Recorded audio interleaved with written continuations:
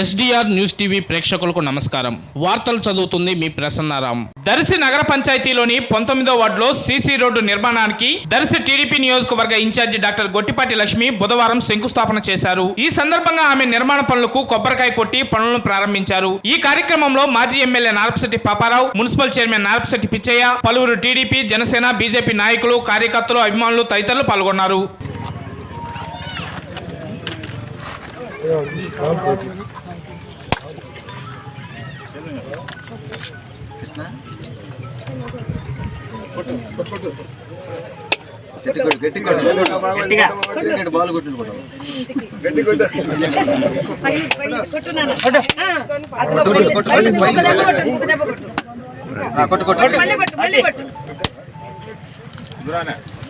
కొట్లే కొట్టేసి